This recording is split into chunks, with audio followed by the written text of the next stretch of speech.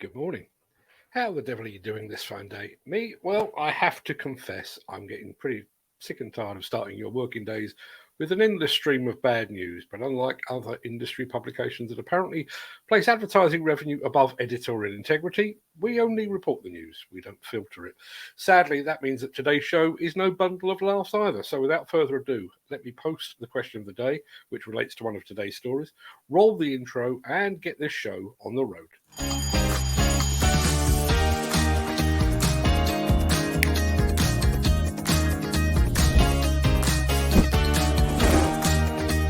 Welcome to the Breakfast Show. I'm your host, Mark Anthony.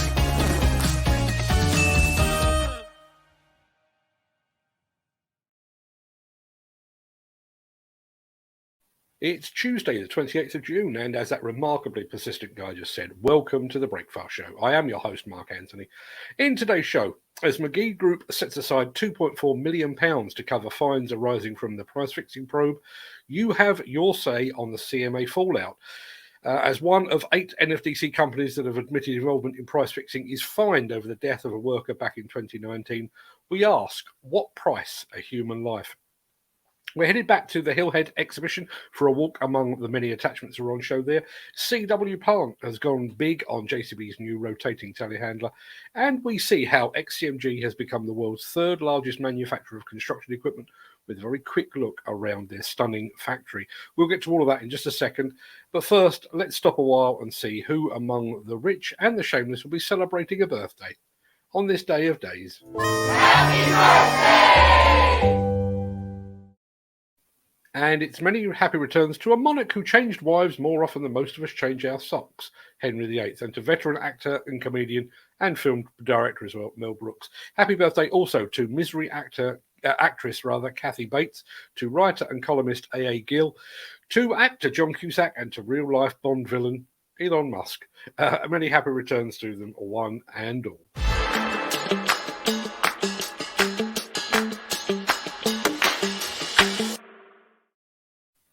McGee Group has become the latest demolition company to reveal the size of the provision it's made for any fines that might arise from the Competition and Markets Authority probe into bid rigging and price fixing within the demolition industry. The company has revealed that it has set aside £2.4 million to cover the financial cost arising from its involvement in a bid rigging probe by the cartel-busting watchdog. In the latest company accounts, McGee said that the provision taken in 2020 would cover an expected penalty from the CMA investigation into cover pricing in the demolition sector. The CMA announced last week that McGee was one of 10 firms provisionally found to illegally have colluded in bid rigging for demolition and asbestos removal contracts. You may recall that we recently reported that Keltbray had made a £6 million provision, while Carey Group had set aside £9 million. Now, speaking of the CMA investigation, let's face it, I speak about precious little else at the moment. Yesterday, we asked our readers, viewers, followers, and subscribers to let us have their thoughts on the CMA probe, and people were more than happy to share their opinions. So here, if I can find it, there we are. Here are just some of the comments that we received. Glad you said what us small NFDC members were all thinking. Maybe if the NFDC don't boot the 8 or potential 10, the other 140 remaining companies should leave. I don't remember reading price fixing as one of the ethical principles. Do the individuals also forfeit their IDE memberships for partaking? Good question. Wonder if these big 8 to 10 will also lose their local authority and government contracts due to this. Another good question. We are not an NFDC member, and because of this, we have missed out on a number of tender opportunities. When you read of the collusion inside the NFDC, you question the value of NFDC membership. Why does the public sector continue to mandate NFDC as a requirement for government contracts? The industry needs to change.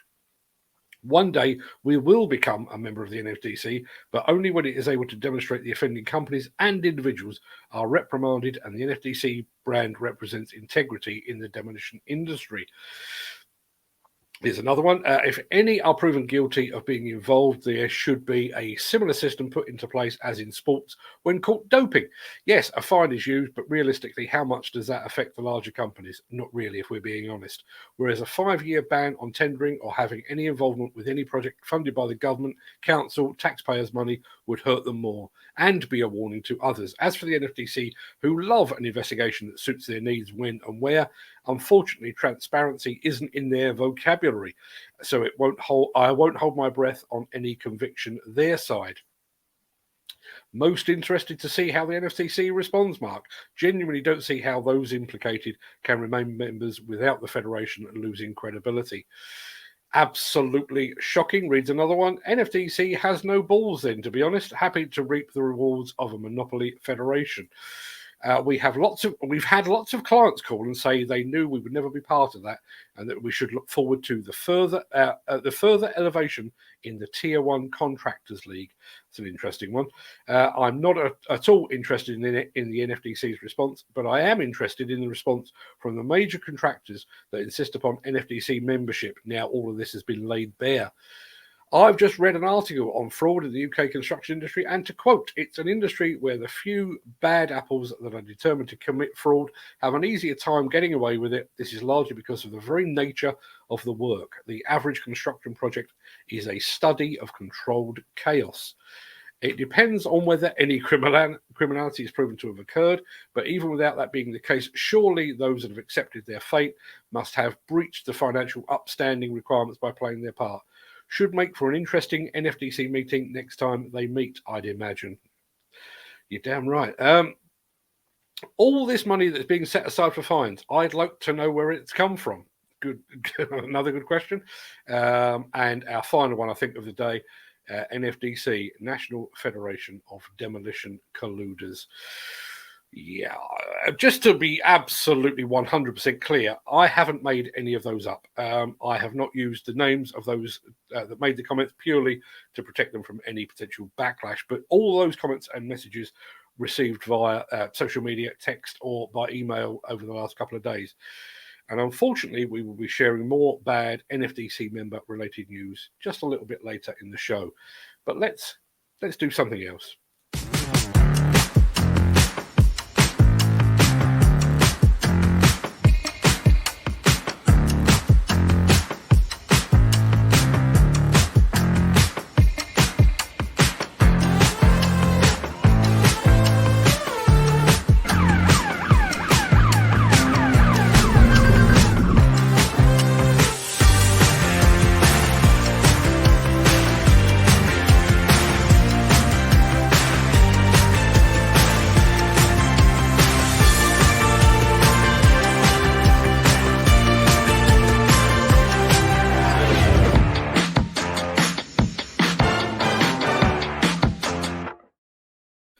Now, before we move on, given that we've just played a bunch of comments from our readers and viewers and subscribers, we've had another one. The CMA judgments on the NFDC demolition contractors who broke the rules on bid rigging probe. Those colluding companies have engineered their own demise, cast them adrift, and let the NFDC fade away. You could say that. I couldn't possibly comment. I have my own thoughts. Before we get back to the bad news, how about a little bit of light relief? Last week's Hillhead show was obviously about the heavy iron, the big excavators, dump trucks, wheel loaders, and the dozers as well. But for visitors with attachments on their shopping list, there was plenty on offer. So here is an exclusive stroll among just some of the countless attachments that were on display.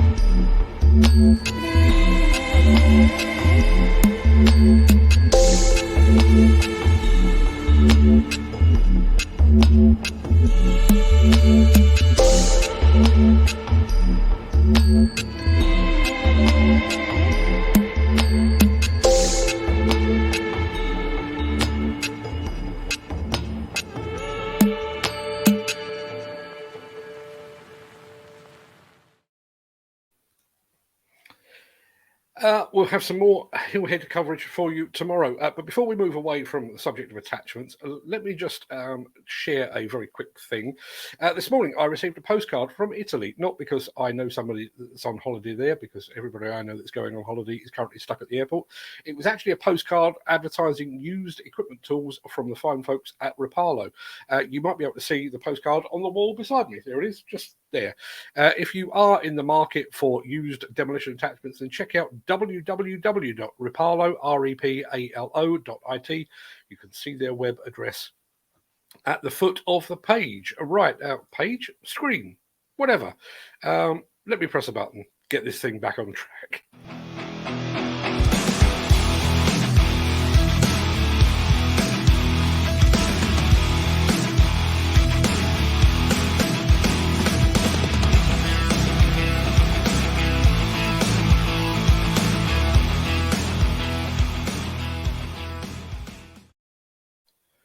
What is the price of a human life? £1 million? 10 million? 100 million? How about £5,000? That is the fine levied against a demolition contractor after an employee, a guy called Gary Robertson, fell to his death when a rusty pipe bridge platform collapsed. The incident happened on the 6th of February 2019 at Longannet Power Station in Fife in Scotland. By September 2020, the contractor concerned, Brown & Mason Limited, was in administration and subsequently changed its name to CBR02 Limited. A joint investigation by the Health and Safety Executive and the police in Scotland found that the section of metal grating on the pipe bridge on which the deceased had been standing gave way under his weight because it was so corroded. By failing to record the hazardous condition of the pipe bridge, the company had failed to undertake a suitable and sufficient risk assessment. In particular, the risk assessment, which formed part of the final revised method statement, did not address the severely corroded nature of the pipe bridge, despite it being previously highlighted and requested by the client, Scottish Power. Now, here is where things start to get complicated. In June 2019, just weeks after the fatality, Brown & Mason Plant Hire changed its name to Brown & Mason Group and continued trading as Brown & Mason under the same ultimate ownership, but with title switch from Brown & Mason Holdings to NRLB Limited, both owned by members of the Brown family. Brown & Mason Group increased its net book value from 3.6 to 22 million in the wake of the name change. When it came to prosecuting for the Longannet fatality, it was CBR02 in administration that was in the dock and not Brown & Mason. Now, two things on this story. It's worth noting that Brown & Mason is among the 8 NFDC members that have admitted involvement in bid rigging as part of the CMA investigation into alleged collusion in the UK demolition industry. But more than that, that is a fatal accident that took place on a UK power station site just over 3 years ago. It's been thoroughly investigated and prosecuted, and while a £5,000 fine imposed is a mockery, the case is now closed. So why are the families of the 4 men killed at Didcot A power station nearly 6.5 years ago still waiting for answers? Regardless of all that, £5,000 is a disgrace. Rather than acting as a penalty and a deterrent, this sends out a message that it's cheaper to allow a man to die than to carry out the necessary risk assessments. So, as you saw in my question of the day, should there be a standard penalty for firms found guilty of their involvement in a fatal accident at work? I'd love to get your thoughts. The Miller GT series heralds a new era of unrivaled power and cutting-edge intelligent coupler technology, increasing job site safety, machine versatility, and productivity. It's the added versatility that you need at the value you can afford. To find out more, visit millergroundbreaking.com. Now, I've repeatedly pressed the wrong button here, so bear with me just 2 ticks while I get back to where I need to be. I'm back on track. It is time to see who is investing, and trust me, the people that are investing are doing so in fairly big style.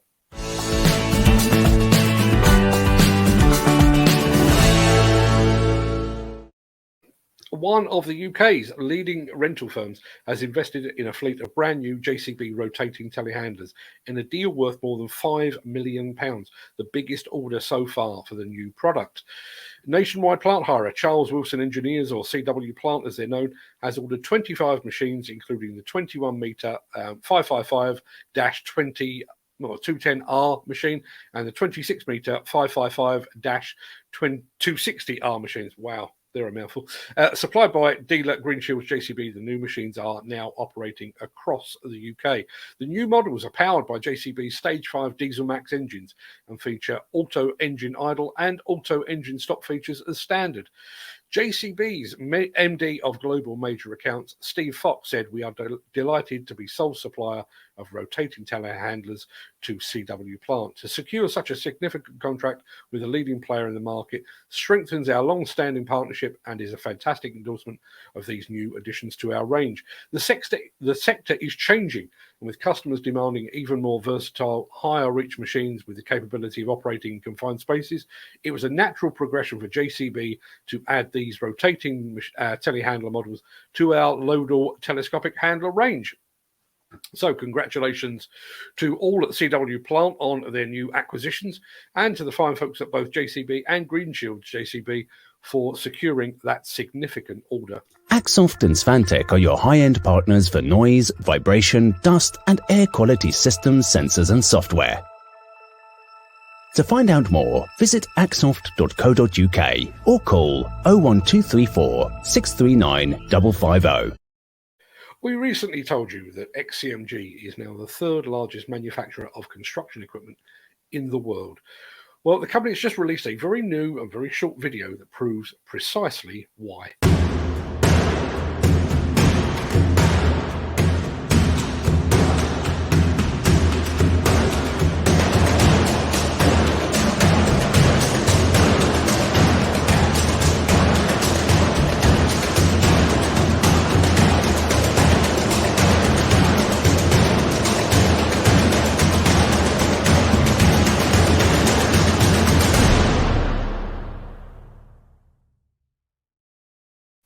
Now, don't forget, the word on the street is that XCMG UK will open its doors sometime next month.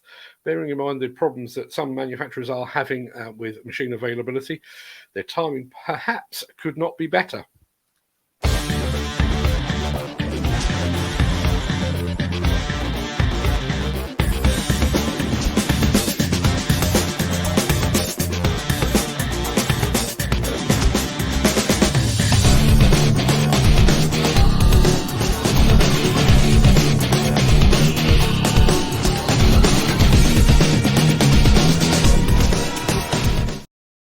Now, demolition contractors within easy reach of Gloucestershire, lend me your ears because this one is for you.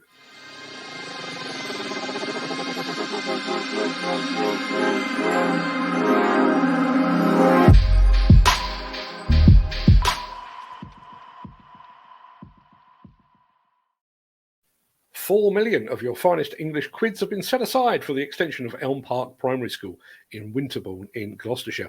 According to the research team at Builders Conference, BAM, Kia and Wilmot Dixon are among those vying for the new build portion of the works. But before any of that can take place, or any of them can make a start, an existing school building requires demolition, and at the time of broadcast, a suitable demolition contractor has yet to be appointed. Now, you can find out more about this project lead and countless more just like it over at buildersconference.co.uk. Alternatively, you can speak to Nigel O'Sullivan using the number displayed there at the foot of the screen. He is standing by to take your call. And just to let you know, on Monday next week, we will be joined by Builders Conference CEO Neil Edwards as we look back over the new contract awards recorded in the month of June 2022. I checked this morning and the BC Live League table currently stands at a very welcome and very healthy £5.1 billion. And there's still a few days of the month left to run. So hopefully Neil will be able to spread some much needed joy. Oh boy, do we need some much needed joy right about now. So tune in on Monday to find out more. Sorry to interrupt the guy with the funny glasses, but if you're enjoying this video, please hit the like button as it helps our channel. Or, better still, share this video with a friend or a colleague. Thank you. Right, back to Beardy. Right, that pretty much wraps up the main part of this morning's show. I'm going to roll the outro in just a second before leaping gazelle-like over into the chat to see what you're all saying today. And I think it could be a lively chat, given the subject matter of today's show. If you can't stick around for that, then please stay safe, look after yourself, your family, your friends, and your colleagues. Have a great day, and thanks for watching. But if you do have the time and the inclination, I'll see you on the other side of this.